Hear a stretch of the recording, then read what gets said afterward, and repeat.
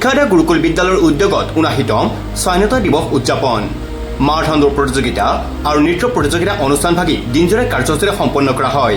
সেই অনুসৰি পুৱাৰ ভাগত মাৰাথন দৌৰ প্ৰতিযোগিতা লগতে পতাকা উত্তোলন কৰে ডম্বৰুধৰ বৰ্মনদেৱৰ লগতে স্বত্বাধিকাৰী ধনঞ্জয় তালুকদাৰদেৱে।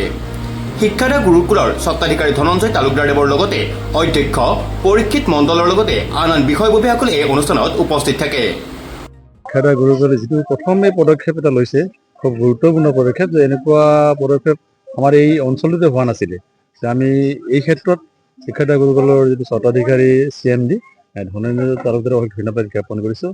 লগতে অন্যান্য বহুকেইখন স্কুল এনেকুৱা অঞ্চলত আমাৰ আছে, কিন্তু এনেকুৱা ধৰণৰ পদক্ষেপ লোৱা নাই।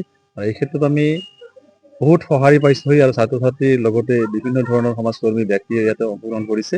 আৰু বিভিন্ন ঠাইৰ পৰা বিভিন্ন ছাত্ৰ ছাত্ৰী বিভিন্ন অঞ্চলৰ পৰা আহি যিটো মাৰাথন ৰেচত অংশগ্ৰহণ কৰিছে, আমি আটাইকে আপোনালোকৰ নিউজ প্লাছৰ জৰিয়তে আমি সকলোৱে জ্ঞাপন শুভেচ্ছা জ্ঞাপন কৰিছোঁ। এটা কথা নিশ্চিতভাৱে ক'ব লাগিব যে এইবাৰ ব্যতিক্ৰমী ৰুমত এক প্ৰতিযোগিতাৰ আয়োজন কৰা হৈছে মাৰাথন দৌৰ, কি ক'ব ইয়াৰ? মই প্ৰথমতে ক'লো যে আমি প্ৰথম এনেকুৱা অনুষ্ঠান দেখা পাইছোঁ। মানে এই এৰিয়াটো ৰ'ব জালি বুলি ক'ব নহয়, আমি সৰুপৰা এৰিয়াটোৰ প্ৰথম পদক্ষেপ দেখা পাইছোঁ। এই ক্ষেত্ৰত আমি বহুত ভাল চিন্তাধাৰা বুলি ভাবিছোঁ। এই ক্ষেত্ৰত আমাৰ ডেকা চামক এটা ভাল প্ৰজন্মৰ ৰাস্তা দেখুৱাই দিয়া বুলি মই ভাবোঁ। মই সকলোকে আমাৰ স্বাধীনতা দিৱসৰ শুভেচ্ছা দিছোঁ। প্লাছ আমাৰ মানুহখিনি যে ইমান আকৃষ্ট হৈ আহিছে, আমাৰ মাৰাথনত অংশগ্ৰহণ কৰিছে, এইটো এটা বহুত ভাল চাইন হয়। আৰু শিক্ষাদাতা গুৰুকুলৰ ফালৰ পৰা মই সকলোকে মানে তাৰ কাৰণে বিশেষ ধন্যবাদ জ্ঞাপন কৰিছোঁ যে শিক্ষাদাতা গুৰুকুলৰ যিটো আমি মাৰাথন আজি ষ্টাৰ্ট কৰিছিলোঁ, সেইটোত সকলোৱে ইমান সুন্দৰভাৱে অংশগ্ৰহণ কৰি আমাক ইমানখিনি মানে মৰম যাচিছে, তাৰ কাৰণে আমি সদায় ধন্যবাদ। এটা কথা ছাৰ ক'ব লাগিব যে এইবাৰ কিন্তু ব্যতিক্ৰমী ৰূপত এক মাৰাথন দৌৰ প্ৰতিযোগিতা আয়োজন কৰা হৈছে, কি ক'ব ইয়াৰে বিষয়ে?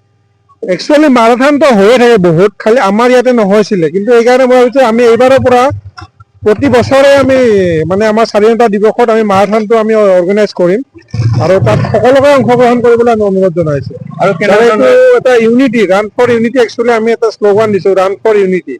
যাতে ইমান খাম খেয়ালি হৈ আছে সমাজত, সেইখিনি নোহোৱা হয় এটা আমি সকলোৱে একগোট হৈ এটা ইউনিটিৰ কাৰণে যাতে আমি দৌৰিব পাৰোঁ। কেনেধৰণৰ কাৰ্যসূচী মানে আমিতো ৰাতিপুৱা আমাৰ 5:30 আমাৰ মাৰাথনৰ প্ৰগ্ৰেম আছিলে।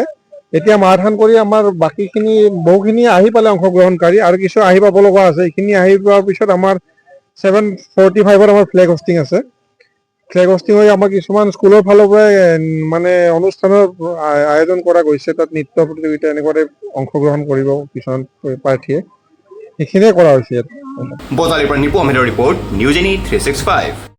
Stay informed, stay ahead. News Any 365.